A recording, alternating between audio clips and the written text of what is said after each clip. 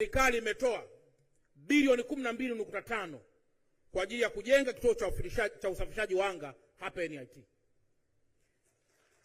Leo mataifa yote ya Afrika Mashariki wanakuja hapa kuweza pia kujifunza namna ambavyo serikali chini ya Dr. Samia Suluhu Hassan wamewekeza kwa sehemu kubwa ili wanafunzi wapate kile ambacho wanastahili. Umepita Mheshimiwa Waziri Mkuu kwenye barabara hizi, hujaona vumbi. Ni barabara ambazo zimejengwa kwa bilioni 2. Barabara za lami ambazo zimejengwa kwa bilioni 2.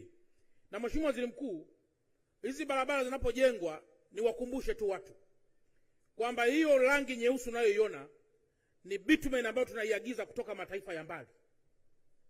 Na kilomita 1 ya barabara inaweza kutumia bitumen mapipa yasiyopungua mpaka 200.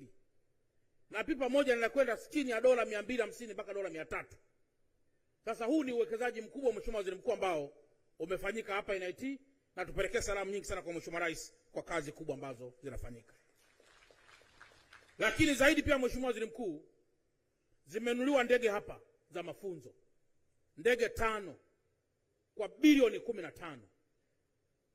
Sasa Mheshimiwa Waziri Mkuu, ni kitendo cha ajabu na pengine kinachovutia kwamba leo moja ya chuo katika mkoa wa Dar es Salaam kinamiliki ndege.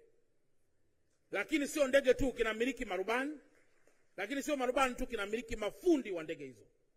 Sasa Mheshimiwa Waziri Mkuu, tupelekee salamu kwa Mheshimiwa Rais kwamba Dar es Salaam kumechangamka, na kwa kweli tunayo kila sababu ya kuwaeleza mara kwa mara wa Tanzania kuhusu uwekezaji ambao ukiusoma hata kwenye Biblia inawezekana kama ni miracle, lakini sio miracle, that's real. Ni kitu ambacho kipo na kinaendelea kutekelezeka. Mwisho Mheshimiwa Waziri Mkuu, nafahamu ubora wa serikali ya Jamhuri ya Muungano wa Tanzania utegemeana sana na waziri mkuu aliyoko madarakani. Tunachosema hivi maana yake nini? Mheshimiwa Rais anakuwa ni bora aliyechaguliwa na watu. Lakini ampate nani aweze kumsaidia kuratibu shughuli zote za serikali? Akakupata wewe Mheshimiwa Waziri Mkuu.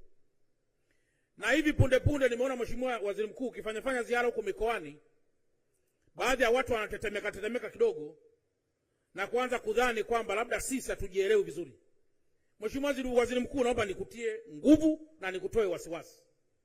Nyakati zitafika za kuwaeleza Watanzania kuhusu madhubuti wa mtu ambaye anaweza vizuri zaidi kumsaidia Mheshimiwa Dr. Samia kuisukuma hii serikali vizuri.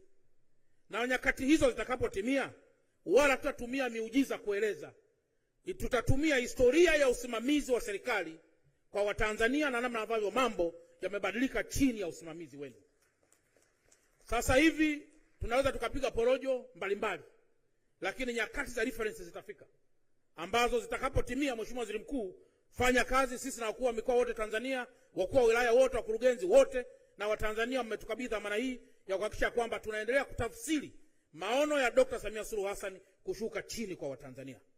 Hizi porojo za hapa katikati zingine tuachane nazo, tusonge mbele na maendeleo ya Watanzania ndio focus yetu. Jamhuri ya Muungano wa Tanzania. Mbona mmenyamaza? Mmeelewa nini?